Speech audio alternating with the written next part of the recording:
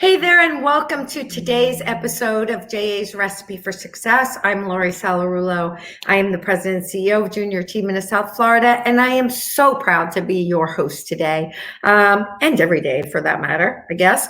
I feel like one of the luckiest leaders in the world these days. Doing these podcasts and video shows has just been so inspiring, and getting a chance to talk with leaders, hearing how they've navigated times like today's and other times in their lives has really been very motivational and really a learning opportunity for me as well. And I know it is for the young people in our programs who get to watch these shows.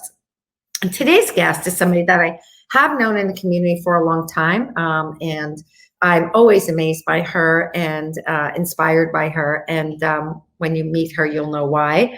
But she is a role model for me. But what I love is that she's just a little bit younger than me. And so I know that she's going to be an amazing role model for our young people when they get to see this, especially our young women. So please help me welcome today Kelly Alvarez.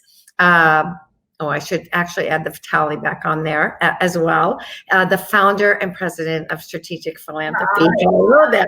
I know I didn't forget about Randall, but to me, you're always Kelly Alvarez. So well, I'll take it. I answer to whatever these days. I know, right? During this whole thing, we answer to whatever is right. Whatever you call me, I answer. It's fine. Exactly. So I know you have had a lot going on, with work and navigating all of this and moving and a young child and running your own business. You look so well put together, I must say. Yes, hours of lead time knowing that I have to get dressed and put makeup on and shower really helps out. So thank you. And I know we kid about that, Kelly, but, look, you and I have had so many great conversations around all this, and how do you juggle it all? And how do you, I won't use the word balance because I don't think that is such a thing, but, how do we manage it all? And so I'd love to just start there since we're kind of there, and just talk about, especially through this time, but you always worked remotely, or not always, but at least in the last few years. So did you have to make any shifts during this time, right? Because Grayson is getting a little older. What did you go through now to make that all work? Yeah, so we've been working remotely. So obviously Strategic Philanthropy was founded in 2012, and we wanted to be remote based. I knew that I wanted to work from home. I wanted that flexibility. I wanted my team to have that flexibility if they wanted it, and then always be able to kind of meet and regroup whenever we needed to.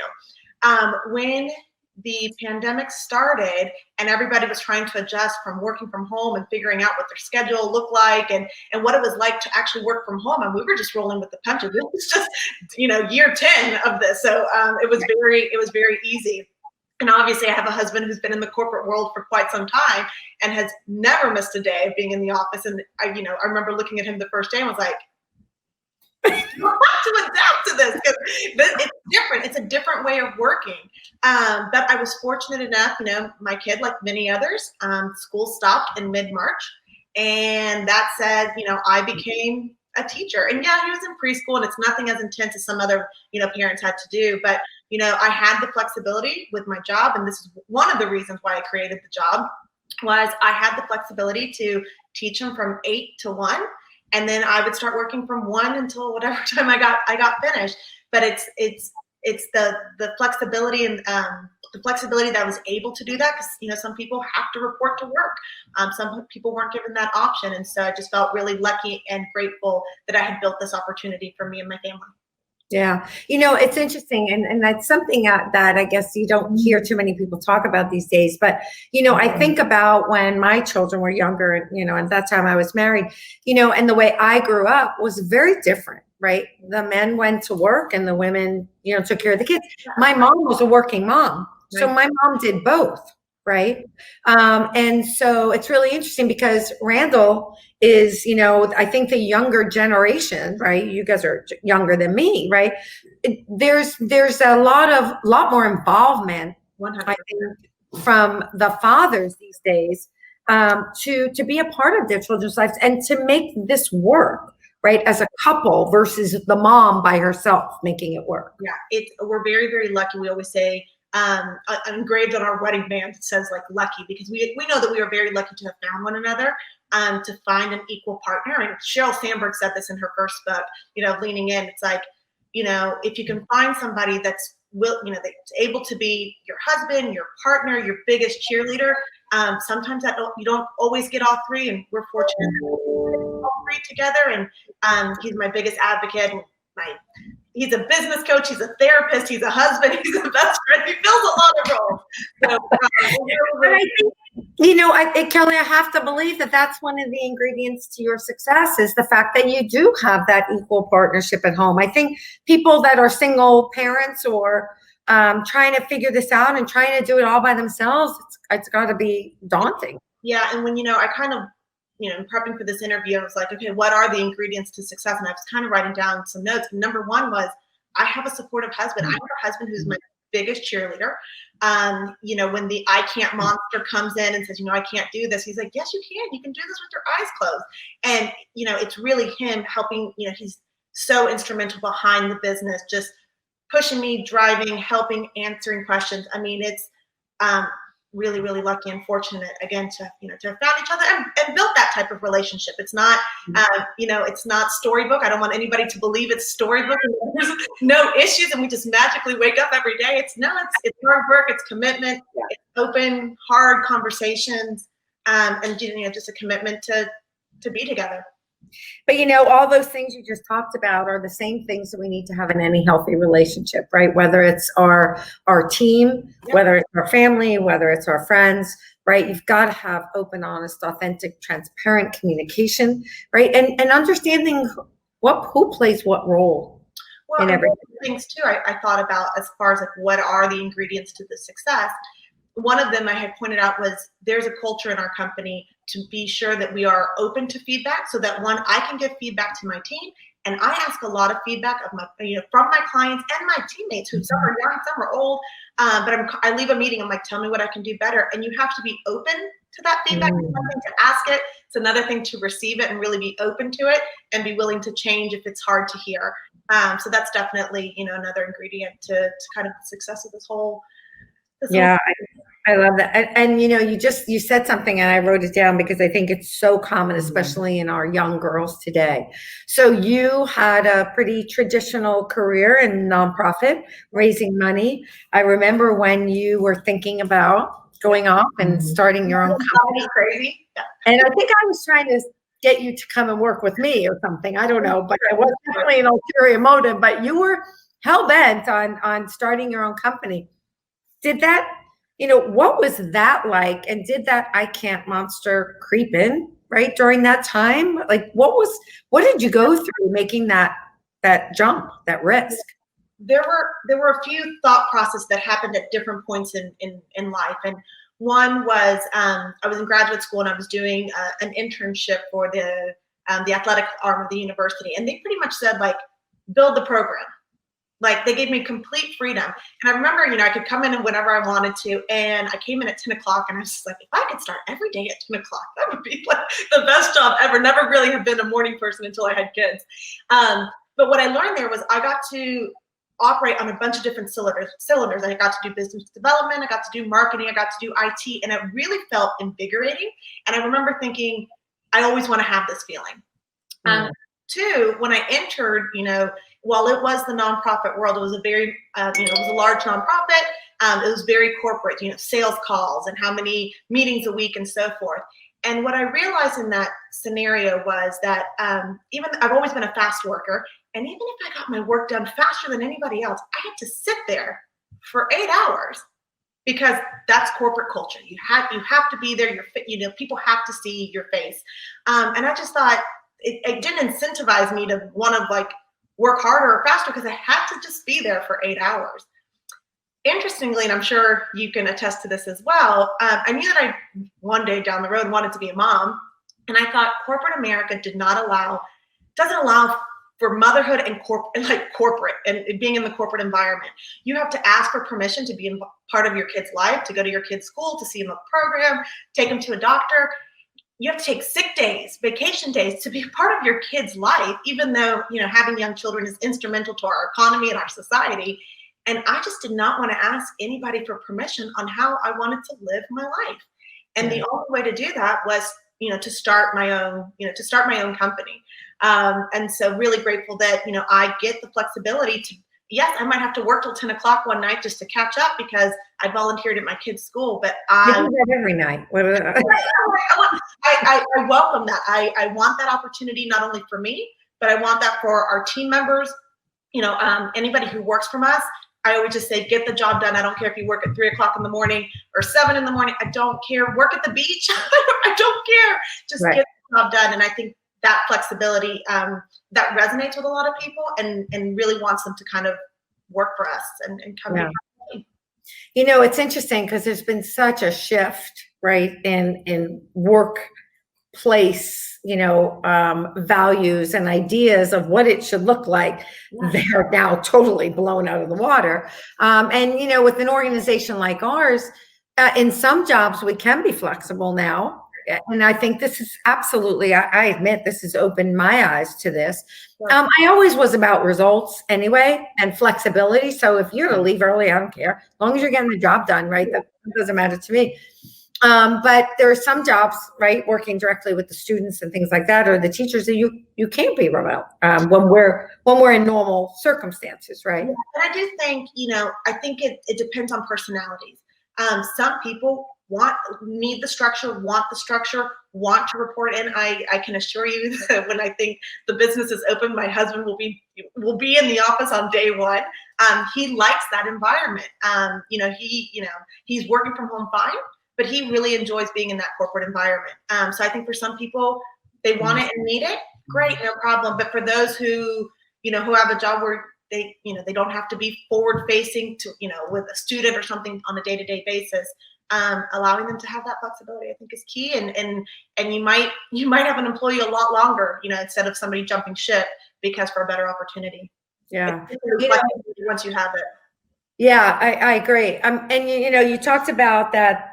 A big part of the reason for you making this decision was to basically, I wrote it as live life on your terms, right? You wanted to live your life the way you wanted. And I love that about you always and everything that you do. But I have to imagine that there was apprehension, that there was that I can't monster at certain times when you were trying to get this going. When this COVID hit, did you say, oh my gosh, what's going to happen with my accounts? Right. Tell me some of the feelings and things that you went through. So in the beginning, the funny story when people say, how did you start your company? Corporate philanthropy was the job that I always wanted. Didn't know it existed in college, only found out when I was in the nonprofit world that there was these people on the other side, like giving away money to the community. I was like, where was that presenter in college? That's really interesting. And it's the job that there's not a lot of jobs in that sector, and the people who do have that job, they never retire. It's a great job. It's a wonderful gig. And so you're constantly waiting for someone to retire for 10 positions in the entire county. And so one day, again, my husband, I think it was my fiance at that time, newly husband, said, you should do this for a living. You should, people should contract you to do their philanthropy. And we're making our, I think we're making our bet on a Saturday. And I said, that is the dumbest idea ever. Who is going to hire me to do that? And I literally walked out of the room. I was like, that's dumb. And so I walked out of the room. And Randall being Randall didn't push it. He kind of let that fester and marinate and whatever. And I came back a week later. I was like, okay, wait, I think I can do this. Like, what does that mean? And he's like, I'll help you with the finances. He was in banking at that time. But I went to Amazon. I bought a book called How to Start a Business, and I would go to cafes and do homework and just sit there on like how to write a business plan. And so yeah, in the beginning, and there were a lot of people who now even to this day say like, I can't believe you did it, and I can't believe it succeeded. because they were shocked. It was like we were the first corporate philanthropy firm in Florida, which is kind of crazy. But yes, there's always those doubts of like, who is going to possibly hire me? But again, we always talk through another ingredient of success is I value my reputation. My mom has always said that from the get-go. She has said, you could have nothing in your life, nothing to your name, but as long as you have your reputation, you can go places. And so just making sure that, everything that I have done, I try to do to the best of my ability, the gold standard, because you're always being judged. You're always being judged, whether that's a volunteer position or sitting on a board. If you can do your non-work functions well, that when the opportunity arises for a work opportunity, people will think of you because it's like, well, she was able to manage this and this, and she didn't even get paid for that. Imagine if she got paid. Right. That was in the beginning. When COVID struck, and I shared with you on the phone, a couple of weeks ago, I was like, I thought we were done. Community relations is, the first thing to hit when people are, laying off employees. But one of a key component to our business model is that we really target medium-sized business who philanthropy is ingrained in their culture. And so this wasn't something that they were just going to toss to the side and say, well, it was good while it lasted. Philanthropy and giving and volunteerism and workplace giving is so instrumental to their values that we've been lucky and we've been grateful that they've kept us on board. But what was really most interesting is that, here I was thinking 2020, this was the year of strategic philanthropy, and all of a sudden you get this hiccup. And I thought, okay, well, we have to go in a different direction. And all of a sudden, government agencies and government centers started calling us and saying, hey, we have relief funding. We want to offer mortgage assistance, utility assistance to our residents who are hurting. Can you do that? And that's when that I can't monitor came in. It's like, no, that's not what I do. I don't do that. And Randall said, of course you do this. This is you create, programs and initiatives and structures and applications and criteria to kind of frame what giving is, and then you help give that money away. So this time it wasn't necessarily to a nonprofit, but it was to a resident. And I think the biggest life lesson there was know what you do well, know what that skill set is, so that when times change, okay, maybe we don't give to a nonprofit, but we can do this. We can frame it a little bit different and we can go in a different direction. And when I tell you, I've gotten so many calls over the last month of governments just being like, can you handle this for us? And the answer is yes, absolutely we can. And in doing so, being able to hire people who are struggling because they've lost their jobs or their hours have been cut. It's just really hard to turn down business right now when so many people are hurting. Yeah, no, that is so true. It's interesting. I was listening to a meeting this morning. I think it was Phil Purcell was talking about the marine industry. And he said 6 months ago, if you would have told us that we would be thriving, right, and that boat sales would be through the roof, okay, and boat services, right, I would never have believed it, he said. But people have been, cooped up and they want to get out. And so they're buying, second homes that are nearby, and they're, buying boats and servicing their boats, and they're spending more time on the water. And so, I don't think any of us anticipated what was coming. But for some industries, it's been a blessing. And for others, of course, it's been a real challenge.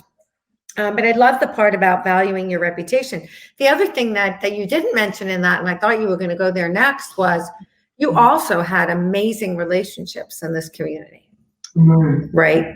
Right. Well, but I had again, that kind of ties into the reputation. I had amazing relationships because I had proven myself on all of these committees and all of these boards and all of these fundraising events. And so I was able, when we started the company and I put together a list of 50 center of influences, people who could either hire me or refer me business. I was I'm always so impressed by 2012 Kelly. I'm like, wow, she was a real She was a badass.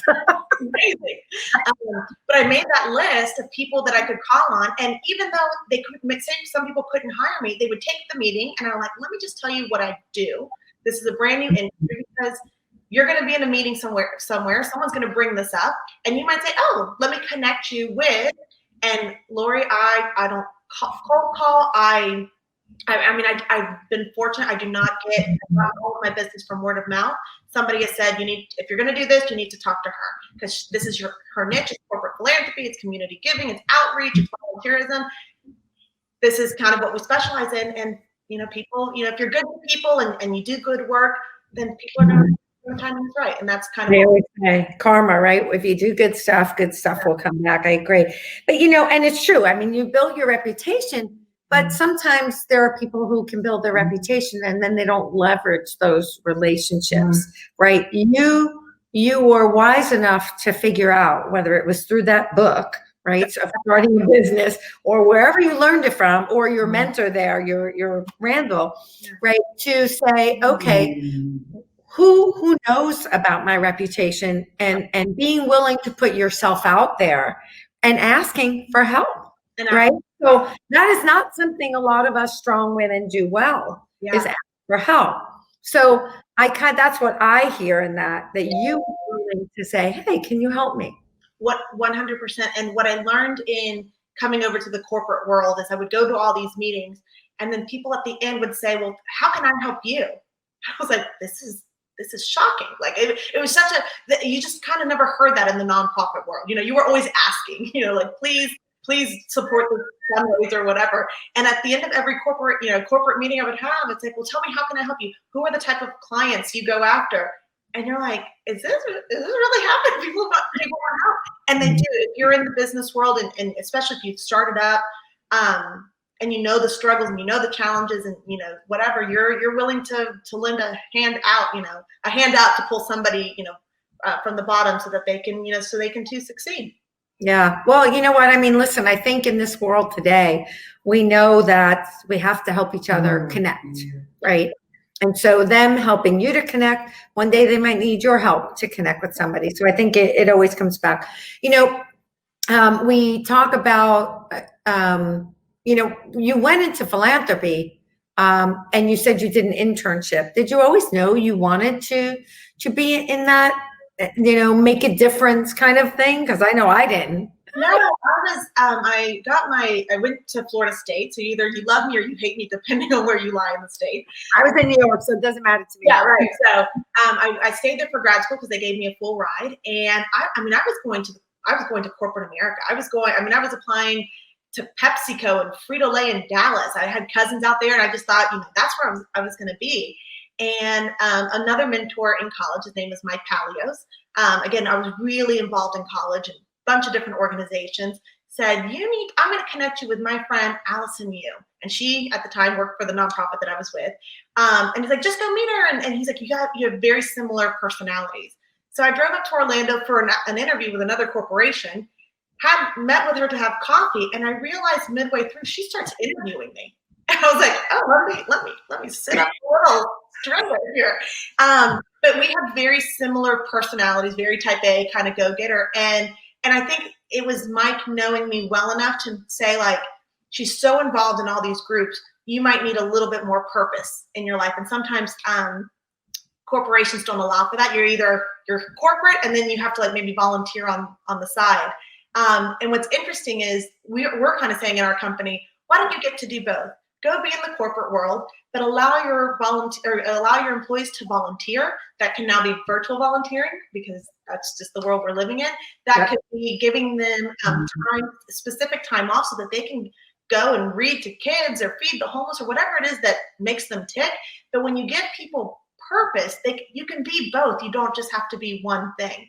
And so it's interesting how that kind of merged this field, and this is kind of what I'm telling companies to do, that people can do both, that you can work in the corporate environment, but you can also give back. You can do good and do well, which is our tagline. Yep, I love it.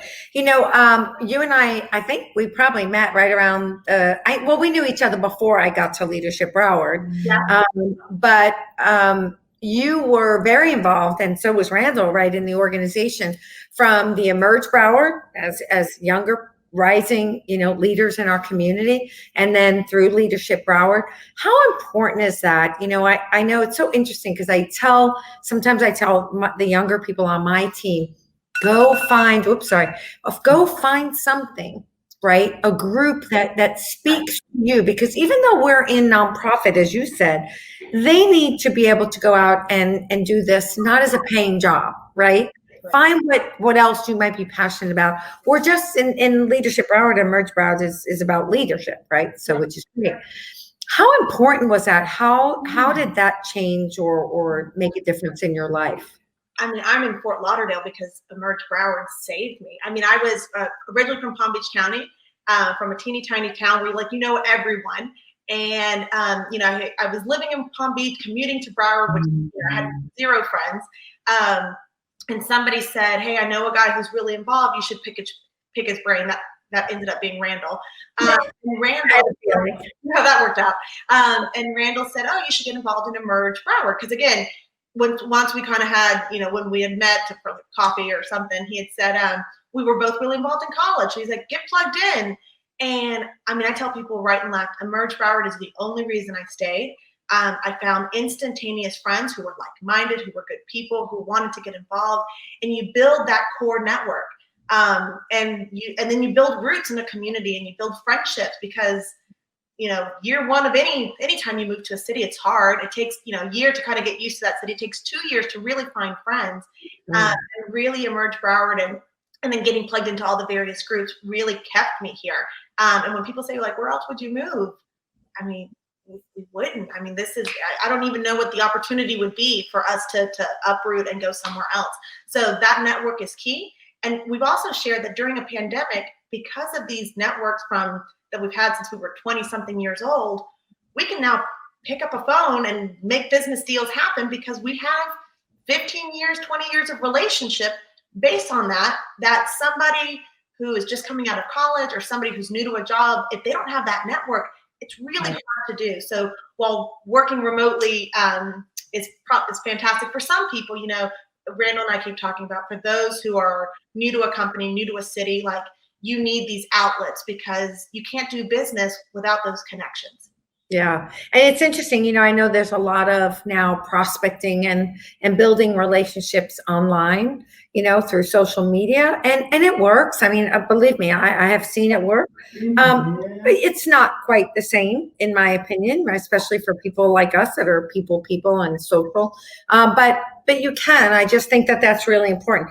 If you could give, one piece of advice to our young women who are in our entrepreneurial program and our career bound program, preparing and training for the workforce, right? What would that be? And are they preparing for the workforce, or they're preparing to potentially start their own company, or both? It could be either or. Okay. So I think that one, again, just constantly, if you take the mindset of wanting to improve and take ego aside out of it and say, how do I make myself better? How do I hone in on my skills? How do I take every experience and just become a better version of myself? If that can become your mantra, so that you don't get upset when a boss gives you feedback or somebody else, sometimes feedback is hurtful, and sometimes it's if it's not from somebody who cares about you and what your progress is, it could be a little detrimental. But if it's coming from a boss or a mentor or somebody that you respect and value, to really use that to make yourself a better person. And I think once you can do that and you're open, that's how you can continue, to grow and move up. And if people see that in a company, I mean, you want to pull them up. I mean, I had my first employee was an NSU junior, and she called me one day and wanted to interview me, and that kind of led to to being like, hey, do you want to work 10 hours a month doing some data entry? And she did a great job, and she was constantly like, what can I do? I want to do more. And you would give her more, and she would execute brilliantly. So you'd give her more and you give her more, and all of a sudden, I mean, she's a senior manager at my company. I mean, she could run the business. And it's because she had the mindset of like, I'm willing to learn, I'm willing to grow. I love her dearly, I value her. So if I give her any feedback, which isn't often, she knows it's well. Right. It's to help her grow, right, yeah, and reach her potential. I think that's amazing, and I think listen, I think that's something you have to carry with you throughout your career, because once you think you don't have anything else to learn or grow from, then I think you got to watch out. So I love that advice, and one of these days we're going to get you in front of our young people to talk about that. I think they would love it. And so I mean, gosh, I could keep going and keep writing the ingredients that we talked about so far. And so I just want to kind of summarize some of them. And so, the first one, of course, you talked about was finding that equal partner or the right partner, right? Someone who's going to support you and your goals, and where you support each other. Getting past, I love this one. I love the way you put it. Getting past that I can't monster, right? And pushing, really, you didn't say it this way, but what I heard you saying, I think, is pushing through it when that voice in your head says, I can't. And you're scared and you think, I can't do it. I might fail. And if I fail, I'm going to tarnish my reputation. And then everything that you've built is going to crumble. But, you build yourself up with the right team and the right people around you. And if you don't know the answer, that's okay. We don't know them all. Like, go seek them out. There's tons of free resources. There's tons of people that'll talk to you about it. So yeah, I think. And by the way, you might fail. Yeah, you might fail everything you got, and you still might fail, and things might not go the way you think they're going to go. And you know what? That's part of life, and that's when you really learn and grow. You pivot and you go in a different direction. You learn and you grow and you move forward. It's just making sure that doesn't. Yeah, but I think when that happens, you have to be authentic and admit, you know what, this didn't go as planned. Yeah. Right. Or I screwed up, or we had challenges we just couldn't get through. Right. Whatever it is, you have to admit. You have to at least take responsibility for not getting there. So, and I love that. Communication, you talked about, being open to feedback. Always, I love that you said, as people talk about passion, but you put it a different way, always feeling invigorated by your work, right? And that you wanted to feel that always. And I love that. Live your life on your terms and make it work for what you want and your family and all that. Preparation, you talked about going and getting this book as you were ready to start your own business. And I know that you do that with everything. And so preparing for things, whether it's a meeting or a new project or your business. Always I would get to a meeting and I would wait for the CEO to ask me the most minute question because I thought that's the question he's going to ask me and I need to know the answer to. So always over preparing so that you're just never in a spot where you just look like a That's true. Can never over prepare enough. Taking chances, valuing your reputation, right? And I think that one is for our young people, so critical. I don't think they really understand right now the damage, right, that they can do to their reputations on social media and some really not so positive decisions that they might make. And things go with you forever, right? Forever. People in high school always still think of you as the person you were in high school. It doesn't matter how much you've changed. In high school, you're still that person. Yeah. Exactly. Mentors, right? Both mentoring others as well as having mentors. Know what you do well and stick with what you do well, right? And stay with it and do that. Leveraging, using the relationships that you have to ask, right? Especially when it's something good, why not, right? And most people want to help. Yeah. Especially if they like you and you have a good reputation. So, and making those connections, having that purpose, you talked about the purpose, surrounding yourself with like-minded people, and of course, getting plugged in and building your network, and then the mindset of growth and learning. I mean, wow, if I could give this to every young person to follow, this is an amazing recipe for our young people. And you are proof that these things work, right? And can lead to success. But there's always, in every recipe, there's always one main ingredient. Mm-hmm. What is Kelly Alvarez Vitale's main ingredient? So I can say my reputation and what we've talked about, but I can't go without saying that. Both of my parents are Cuban immigrants. My grandparents are Cuban immigrants. It's a very similar story that people have heard in South Florida. They lost everything, came here, worked in packing houses, like putting lettuce together, putting lettuce in bags. They were janitors. They were business people in Cuba. They started one set of grandparents started a jewelry company in a teeny tiny town. And they grew it and became super successful. And my dad ran it with his brother, and it's just kind of a family business. And my dad always said, I might not beat them on X, but I can always offer great customer service. I can always, oh, I'm going to cry, Lori. And so, again, it's always going back to, offering, doing good for people, keeping yourself, offering exceptional customer service to your clients, to your teams, to whatever, so that they, that they'll stay with you. So I can't say that I am who I am without, my family and my grandparents and their struggle and everything that, they've done to get us here. Yeah. Well, obviously it's in your blood, right? I know we're just a Latin Italian stuff. So emotional about things, especially family.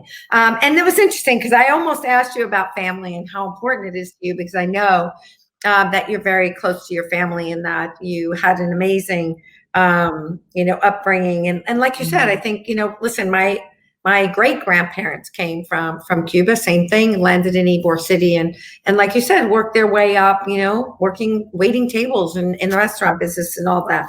And they were in that. And so I really do believe that is part of our heritage. And I do believe it's part of our makeup, right? Seeing it, hearing about it, right? That hard work is, it can never go wrong, never.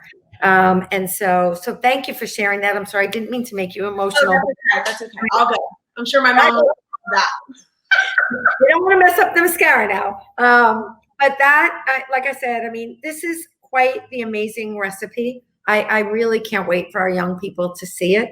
And I thank you so much for, first of all, for your friendship over the years. For being one of the mentors and always someone who's believed in me. So thank you. I know I can always count on you and have really honest, wonderful conversations that, again, I can take to heart and learn and grow from. So, I adore you. Thank you for having me. Well, and the feeling is mutual. And by the way, I feel the same way. To me, you're a mentor, right? So because I may have grown up in the business world, right, with different rules and different culture. And so I always want to hear, right, other people's opinions and feedback on this, because otherwise it doesn't make me the best leader if I just stick to my way of doing things and that's it. So being open to that. So thank you for always sharing the honest truth with me as well. I love that about our relationship. And I'm glad that you guys are doing well. And I want to thank you again for being with us today. Thank you. Thank you. Stay well, stay healthy, and most importantly, stay sane. Absolutely. That's a good one. And I want to thank everybody today for watching, and for our young people who are watching today. I truly hope that you aspire, right, to be someone like Kelly, and really take some of her advice and her ingredients to heart, because I think that if you do, you too can achieve that level of success, whatever that means for you, right? And whatever field that is. So thanks everyone for joining us, and thank you again, Kelly, and keep on cooking, everybody. Thank you. Take care.